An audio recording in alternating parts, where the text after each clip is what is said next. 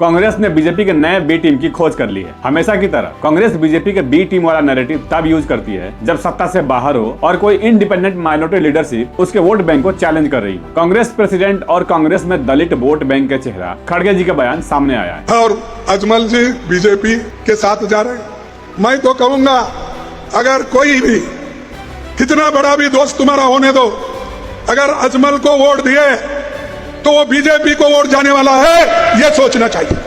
उन्होंने असम के Muslim party और हिंदुस्तान के जाने माने उलमा बदरुद्दीन अजमल साहब के पार्टी AIUDF पर बी टीम का टैग लगा दिया। AIUDF असम की एक की अपोजिशन पार्टी है जिसको लोअर असम और बराक वैली के लाखों मियां बंगाली मुस्लिम्स का सपोर्ट हासिल है। ये पार्टी NRC और CAA के खिलाफ ओपनली लड़ती रही है, तो ये एक बीजेपी के बी टीम का काम तो नहीं हो सकता। और कांग्रेस के साथ साथ NRC के सपोर्ट करने वाले दरबारी और सरकारी उलमा ने भी अजमल साहब को नोटिस दिया है, इसलिए कि MIM असम की अकेली मुस्लिम पार्टी को और मजबूत करने के लिए सपोर्ट कर रही है। आपको बता दें कि मौलाना बदरुद्दीन अजमल साहब की पार्टी 2005 में वजूद में तब आई जब illegal immigrants determination by tribunals act 1983 को सुप्रीम कोर्ट ऑफ इंडिया ने हटा दिया। ये लॉ पहले असम में इलीगल इमिग्रेंट्स को आइडेंटिफाई करने के लिए यूज होता था, लेकिन इसके री अपील होने के बाद ज्यादा सख्त कानून लागू हो गए। इस वजह से बंगाली ओरिजिन मुस्लिम्स, जिन्हें आमतौर पर असम में मियां कम्युनिटी कहा जाता है, उनके अंडर एक डर हुआ कि उनके ऊपर ज्यादा स्क्रूटनी होगी, चाहे वो असल में सिटीजन हो या ना हो। उस वक्त कांग्रेस की सरकार थी और कांग्रेस ने मियां कम्युनिटी के परेशानी को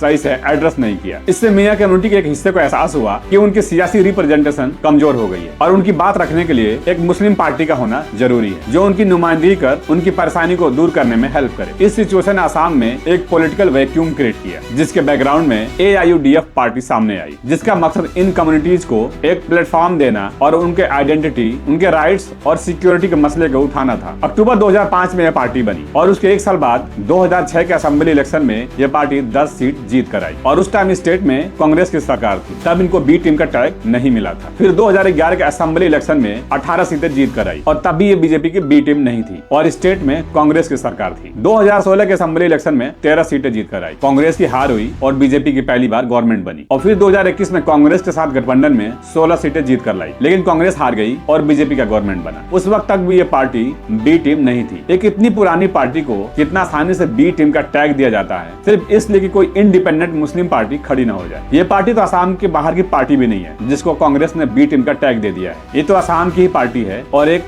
20 साल पुरानी पार्टी जिसका अपना एक बहुत अच्छा परफॉर्मेंस है। जब कांग्रेस को फायदा हो तो ए टीम, अब जब नुकसान हो जाए तो बी टीम। आपके घर की परेशानी सिर्फ आप दूर कर सकते हो, कोई और नहीं। इसलिए आपकी अपनी पार्टी होना और सियासत में अपनी नुमाइंदगी होना बहुत जरूरी है। बेशक अल्लाह उस वक्त तक किसी कौम की हालत नहीं बदलता जब तक कि वो कौम खुद अपने आप को ना बदले।